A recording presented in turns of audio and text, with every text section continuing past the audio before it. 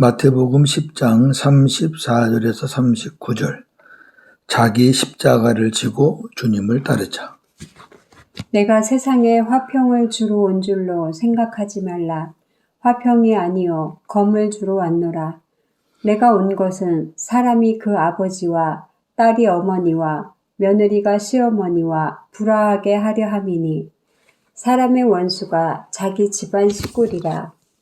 아버지나 어머니를 나보다 더 사랑하는 자는 내게 합당하지 아니하고 아들이나 딸을 나보다 더 사랑하는 자도 내게 합당하지 아니하며 또 자기 십자가를 지고 나를 따르지 않는 자도 내게 합당하지 아니하니라.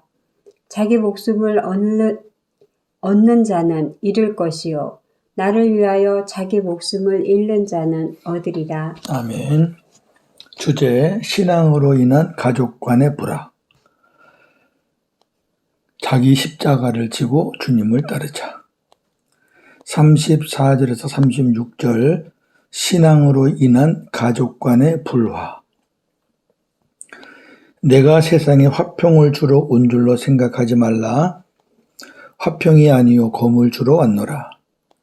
내가 온 것은 사람이 그 아버지와 딸이 어머니와 며느리가 시어머니와 불화하게 하려 함이니 사람의 원수가 자기 집안 식구니라 그랬습니다.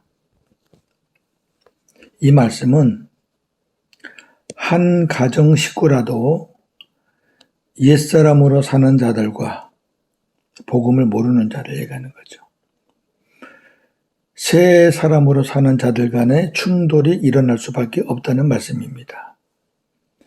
여기 옛사람으로 사는 자들은 교회 안 다니는 사람만 말하는 거 아니에요. 교회는 다녀도 새 언약의 복음을 모르고 율법으로 사는 자들도 다 포함됩니다. 왜냐하면 옛사람의 목적은 자기 자신이고 율법은 자기 자신이에요. 새 사람의 목적은 하나님이기 때문입니다. 이러한 충돌은 가정뿐 아니라 모든 공동체에서 일어납니다. 이 말씀은 메시아가 평화의 왕으로 오신다고 믿고 있었던 유대인들에게는 상당히 큰 충격을 주었을 뿐 아니라, 그렇죠? 평화의 왕인데 가정이 깨져? 그래서 예수는 메시아가 아니라고 생각하게 한 말씀이기도 합니다. 저 사람은 메시아가 아니야. 그러나 예수님은 모든 사람에게 평화를 주시기 위해서 오신 거 아닙니다. 하나님이 기뻐하는 사람들에게 평화를 주시기 위해 오신 겁니다. 아멘. 예수님의 탄생 장면을 볼까요? 누가복음 2장 14절. 지극히 높은 곳에서는 하나님께 영광이요 땅에서는 하나님이 기뻐하신 사람들 중에 평화로다 하니라. 아멘. 보세요. 하나님이 기뻐하신 사람들 중에 평화예요. 아멘. 그러니까 하나님이 기뻐하시는 성도들에게는 예수님이 평화이지만 불신자들에게는 그렇지 않습니다. 그러니 당연히 부딪히죠. 많은 것을 가지고 있어도 자기가 목적인 사람과 적은 것을 가지고 있어도 하나님이 목적인 사람은 서로 충돌할 수밖에 없습니다. 많고 적음의 문제가 아니에요. 목적이 자기냐 하나님이냐. 만일 온전히 복음화가 안 된 가정에서 이러한 충돌이 일어나지 않고 있다면 당연히 일어나야 되는 건데 예수님도 일어난다고 그러셨잖아요. 근데 일어나지 않고 있다면 그리스도인들이 세상 사람들과 별로 다른 것이 없다는 증거입니다. 오히려 이런 충돌이 그리스도인들에게서는 영적인 면에서 은혜예요. 또 감사할 일이에요. 충돌이 있다는 것이. 왜냐하면 충돌하는 중에 예수 그리스도를 더욱 바라보고 의지할 수밖에 없기 때문입니다. 37절에서 39절. 자기 십자가를 지고 주님을 따르자. 오늘 말씀의 핵심인데요. 자, 오늘 본문에 아버지나 어머니를 나보다 더 사랑하는 자는 내게 합당하지 아니하고 아들이나 딸을 나보다 더 사랑하는 자도 내게 합당하지 아니하며 또 자기 십자가를 지고 나를 따르지 않는 자도 내게 합당하지 아니하니라. 자기 목숨을 얻는 자는 잃을 것이요 나를 위하여 자기 목숨을 잃는 자는 얻으리라. 이렇게 되어 있거든요. 잘 보셔야 됩니다. 잘못하면, 잘못 해석하면 이상한 쪽으로 나갑니다. 자, 볼까요?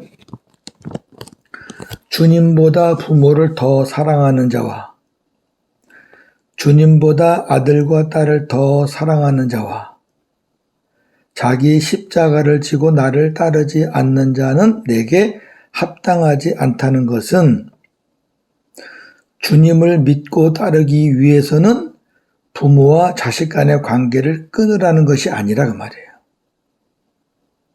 아니, 주님이 나를 따르려면은 다 끊어. 안 믿는 가족들 다 관계를 끊어. 이걸 어떻게 그렇게 해석합니까? 이 말씀 안에는 역설적인 의미가 담겨 있어요. 본문을 잘 보셔야 됩니다. 첫째, 부모가 자식에게, 자식이 부모에게 영적으로 어려움을 준다고 해서 인연과 관계를 끊지 말고 사랑하라는 것입니다. 자, 왜? 비교급은 나보다 더, 이게 비교급입니다. 비교급은 상대가 둘이 있어서 서로 비교, 대조하는 겁니다. 그러면 나보다 더 사랑하라는 말은 뭐예요? 누구보다 누구도 사랑하지만은 그보다 나를 더 사랑하라는 얘기죠. 그 비교급이 아니면은 예를 들어서 아버지나 어머니는 미워하고 나만 사랑해. 그런 건 비교급이 아니에요. 그런데 더라는 말이 붙으면은 어머니, 아버지도 사랑해야 되지만 나보다 더 사랑해서는 안 된다는 거죠. 그걸 놓치면 안 돼요. 사랑해야 돼요, 부모님. 자식들 사랑해야 돼요. 당연하죠. 근데 그 자식이, 그 부모가 나한테 어려움을 줘요, 영적으로. 그렇다고, 나는 예수 믿는 사람이니까 관계를 끊어요? 그럼 그 사람들 누가 구원해요? 하느님은 사람을 통해서 구원시키는데, 주 예수를 믿으라 너와 네 집이 구원을 얻으리라. 어느 한 사람을 통해서 가정 구원을 이루어 나가시는데, 그건 아니다 그 말이에요. 두 번째, 부모와 자식을 사랑해야 하지만 그보다 먼저 앞서서 주님을 더 사랑하라는 것입니다. 이 말씀은 부모를 사랑한다는 명분으로 그들에게 복음을 전하지 않으면 그 가족들은 다 죽는다는 거잖아요. 나는 부모를 사랑하고 자녀를 사랑하니까 부모가 믿기 싫다고 뭐 하는데 자녀들이 믿음 생활 하기 싫다고 하는데 내가 굳이 뭐 그렇게 내가 내 자녀와 부모를 사랑하니까 그들의 의견도 존중해야 되지 않겠느냐. 그 사람은 부모와 자식을 사랑하는 것이 주님을 사랑하는 것보다 더 크다는 거죠. 그건 안 된다는 거죠. 세 번째. 자, 중요합니다. 부모와 자식이 주는 어려움을 자기 십자가라고 생각하라는 거죠. 이거는 나에게 고통을 주는 게 아니고, 왜 하필 우리 가정이 이래? 그렇게 불평할 일이 아니고, 이건 내가 져야 될 십자가구나. 그렇게 생각하고 그 십자가를 지고 주님을 따르라는 겁니다. 네. 자기 십자가를 진다는 것은 자기가 죽는다는 거잖아요. 십자가는 죽음이에요. 그러니까 나는 할 수 없으니 주님께 맡긴다는 의미입니다. 자, 그리하면 주님께 맡기면 주님의 마음으로, 주님의 그 사랑으로 가족들을 사랑하게 되고, 그러므로 인해서 가족들의 생명을 얻게 해 주신다는 거죠. 예. 그러나 그렇게 하지 않고 나는 부모와 자녀를 육신적으로 너무 사랑하기 때문에 저들이 싫어하는 복음 안 전해, 충돌을 피하기 위해서 나는 안 해, 그렇게 하면 모든 것을 다 잃게 된다는 것입니다. 예수님께서는 자기 십자가를 지시고 골고다에 오르셨습니다. 자, 예수님이 우리에게 자기 십자가를 지고 나를 따르라고 하신 것은 예수님께서 이미 자기 십자가를 지시고 골고다에 오르셨어요. 예수님에게 있어서 자기 십자가는 뭐죠? 인류를 죄에서 구원하시는 거예요. 우리 십자가는 우리 가족을 구원하는 거라면 예수님의 십자가는 인류를 죄에서 구원하시는 겁니다. 요한복음 19장 17절. 그들이 예수를 맡음에 예수께서 자기의 십자가를 지시고 해골, 히브리 말로 골고다라고 하는 곳에 나가시니. 아멘. 자기 십자가를 지고 가신 분이에요. 우리에게도 자신이 져야 할 십자가가 있을 겁니다. 대부분 다 있어요. 온 가족, 온 가문이 다 예수 믿는 가정은 거의 없어요. 네. 또 온 가족이 교회를 다닌다고 해도 생명이 된 가족은 또 몰라요. 그거는. 네. 여러분, 우리 식구들이 다 교회 나간다 그래서 생명이 다 있다고 착각하지 마세요. 내가 살겠다고 그 십자가를 지지 않으면 많은 것을 잃게 되고, 그 십자가를 내가 지고 주님을 따르면 많은 것을 얻게 될 것입니다. 할렐루야. 이것이 오늘 본문의 내용이에요. 정리하겠습니다. 세상 사람들 중에 도덕적으로 선행을 행하는 이들이 많습니다. 때로는 이들의 선행이 그리스도인들보다 더 낫기도 합니다.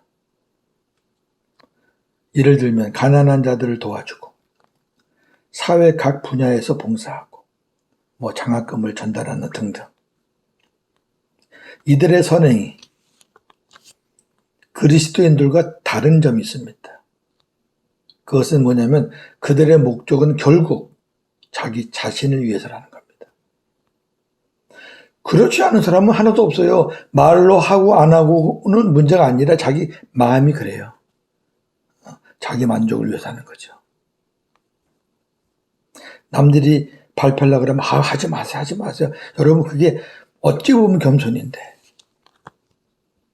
그러나 결국은 자기 마음속은 자기 자신이에요. 내 마음이 그걸 허락하지 않아요. 그러나 그리스도인들은 모든 삶의 목적을 하나님의 영광에 두고 있습니다. 고린도전서 10장 31절. 그런즉 너희가 먹든지 마시든지 무엇을 하든지 다 하나님의 영광을 위하여 하라. 아멘. 또 하나 볼게요. 세상에서의 평화는 감상적이고 아주 감상적이에요. 평화. 또 반면에 정치적이고 거짓된 위장 평화가 대부분입니다. 그러기에 이들은 평화를 얻는다는 구실로 전쟁을 일으키고 피를 흘립니다. 웃기죠? 그러나 주님이 주시는 평화는 사탄의 세력과의 싸움에서 승리하여 얻어지는 참된 평화입니다. 위장된 평화를 깨뜨리고 참된 평화를 얻기 위해서는 예수님과 복음이 필요합니다. 그들이 예수님과 복음을 믿어야 참된 평화를 누릴 수 있습니다. 그러기에 우리가 해야 할 일은 예수님과 복음을 전하는 일입니다. 할렐루야. 그리스도인들이 충돌을 겪을 수밖에 없어요. 네. 그러나 어떠한 이유이든 정면 충돌은 금물입니다. 안 됩니다. 왜냐하면 충돌하는 곳에는 생명의 역사가 일어나지 않아요. 절대 일어나지 않습니다. 오늘 본문에서 주님이 충돌하라 그랬나요? 아니에요. 또한 충돌이 두려워서 적당하게 살면 충돌을 피할 수 있어요. 무슨 말이죠? 아까 말했잖아요. 내가 부모를 사랑하고 자녀를 사랑하기 때문에 그들이 싫어하는 걸 내가 억지로 해가지고 괜히 불편하게 할 필요가 없잖아. 그러나 생명의 역사는 기대할 수 없어요. 자, 그렇다면 가정이나 공동체에서의 영적인 충돌을 우리가 어떻게 해결해야 할까요? 먼저 불신자 가족은 우리가 업신여겨야 할 대상이 아니에요. 우리가 그냥 무시하고 넘어가야 할 대상이 아니에요. 사랑으로 구원해야 할 대상이라는 것을 절대로 잊어서는 안 됩니다. 그리고 우리는 그 영적인 충돌을 내가 져야 할, 자신이 져야 할 십자가라고 믿어야 합니다. 주님은 자기를 따르는 자들을 향해 자기 십자가를 지고 나를 따르라고 말씀하셨습니다. 다른 성경 볼까요? 마가복음 8장 34절. 무리와 제자들을 불러 이르시되 누구든지 나를 따라오려거든 자기를 부인하고 자기 십자가를 지고 나를 따를 것이니라. 아멘. 자, 주님을 따르는 자는 나의 옛사람은 죽었으니 나 스스로 살지 말고 주님께 붙어 있어야 됩니다. 십자가를 진 사람이 내가 어떻게 살아있어? 나는 죽었다는 의미인데. 그러니까 주님께 딱 붙어 있어야 돼요.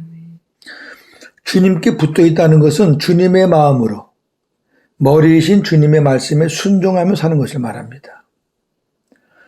주님께 붙어 있으라고 하신 것은 우리로 하여금 열매를 맺게 하시기 위해서입니다. 요한복음 15장 4절. 내 안에 거하라 나도 너희 안에 거하리라. 가지가 포도나무에 붙어 있지 아니하면 스스로 열매를 맺을 수 없음 같이 너희도 내 안에 있지 아니하면 그러하리라. 아멘. 붙어 있으라는 것은 열매 맺으라는 거죠. 붙어 있기만 해 내가 열매를 맺게 해줄게. 주님은 우리가 충돌하려고 할 때 어떻게 하시느냐?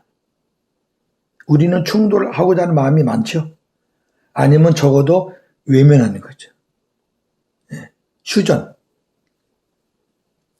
휴전 갖고는 평화가 없어요. 지금 대한민국 평화가 있습니까? 없잖아요. 휴전인데. 없어요. 먼저 주님이 우리에게 주님의 마음을 주십니다. 주님께 붙어 있으면 주님의 마음을 주셔요.